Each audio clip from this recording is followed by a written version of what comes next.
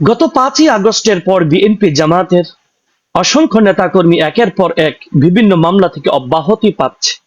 শুধু তাই নয়, সাজাপ্রাপ্তদেরকে সম্পূর্ণ মামলা থেকে নিষ্পত্তি করে তাদেরকে বের করে আনা হচ্ছে। এমনকি গতকাল মৃত্যুদণ্ডের সাজাপ্রাপ্ত আসামিও মামলা থেকে খালাস পেয়ে বেরিয়ে এসেছেন। তাহলে প্রশ্ন, আল্লাহ ও তার হাবিব সাল্লাল্লাহু আলাইহি সাল্লামের বিরুদ্ধে কটূক্তিকারী নাস্তিক ব্লগারদের বিরুদ্ধে কথা বলার কারণে মিথ্যা মামলায় বন্দী আমার ভাই ফারাবী কেন মুক্তি পাবে না? তাহলে বৈষম্য বিরোধী সফল আন্দোলনের বিজয়ের ফল পেয়ে যারা ক্ষমতায় বসে নিজেদের স্বার্থ হাসিলে উন্মাদ হয়ে আছেন, ফারাবীর মুক্তি না পাওয়াটা বর্তমান সরকার ও রাজনৈতিক দলগুলোর বৈষম্যের এক জ্বলন্ত উদাহরণ নয় কি? তাহলে কি এটাই ফারাবীর অপরাধ যে তিনি কোনো নির্দিষ্ট দলের কর্মী ছিলেন না, তিনি জামাত বা বিএনপির দলভুক্ত ছিলেন না?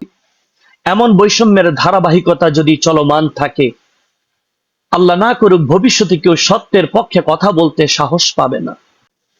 কোন ইমানদারের এটা দেখার কোন সুযোগ নেই যে কে আমার দল করলো আর কে করলো না, বরং সত্যের পক্ষে যেই কথা বলবে, আল্লাহ তার রাসূল সাল্লাল্লাহু আলাইহি ওয়াসাল্লামের পক্ষে যেই কথা বলবে, তার পক্ষে মুমিনকে থাকতে হবে, তার পক্ষেই কথা বলতে হবে। তাই কঠোর হুঁশিয়ারির সাথে বলছি, অনতি বিলম্বে আমার ভাই ফারাবীকে মুক্ত করে দিতে হবে। সেই দাবিতে দলমত নির্বিশেষে সর্বসাধারণকে রাজপথে নেমে দাবি আদায় করতে হবে।